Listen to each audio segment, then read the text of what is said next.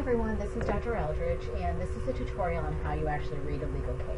Now, I have decreased some of the information or deleted some of the information in this particular case, but the first thing I want you to know is the case name, which is what we call the case citation.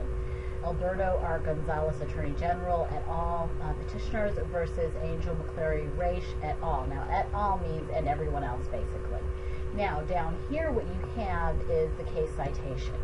Here's the case citation that I used in red, but all of these other numbers and in between the semicolons are different forms of case citations as well, and could be looked up via that way, in addition to using the case citation in red that I used. Now, after that, you look at what's called the case summary. And the case summary is just a very brief snapshot of the case, and you cannot rely on the case summary for creating your case briefs. But it at least introduces you to the case and gives you some understanding of what took place. After that, after you read that, you want to go down to where it says opinion, and this was by Justice Stevens. And in the opinion, the first few paragraphs of the opinion, sometimes it goes longer than a few paragraphs, that's where the court actually talks about the facts of the case. So here we're talking about the facts of the case and what took place. And you're talking about on August 15, 2002, county deputy sheriffs went to the home, what happened and what caused the plaintiffs, or what caused this case to be brought before the court. And so it talks about the fact that respondent thereafter brought action against the Attorney General. So this started with Ms. Raish suing the Attorney General based on her constitutional rights. So you want to be aware of that. All the information up here is going to be your facts.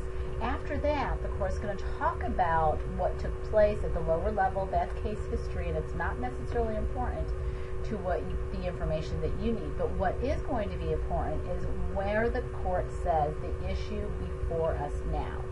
The case is made difficult by respondent's strong argument that they will suffer irreparable harm because, despite a congressional finding to the contrary, marijuana does have a valid therapeutic purpose.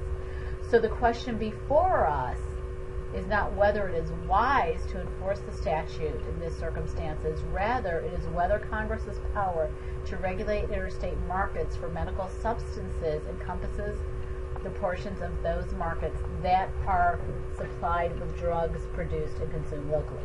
So you want to look for language that actually points out the issue, which is the legal question the court has to answer. After that, the court's going to start talking about the law. The court's going to talk about its conclusions, drawing, applying the facts to the law, until it goes down to toward the end of the case, and it tells you what its conclusions are, and that's the decision, the holding. And remember that your holding is always going to answer your issue directly mirroring it. So it's going to be a mirror of it, but it's going to answer it in either the affirmative or negative, depending on how you state your issue. And then you're going to go down. All that you read after that is really the opinion, and a lot of it's duplicative, but it is the opinion. So you want to read all of it until you get to the case, until you get to the end of the case. So that's how you, in simple terms, that you read a legal case. If you have questions, don't hesitate to let me know.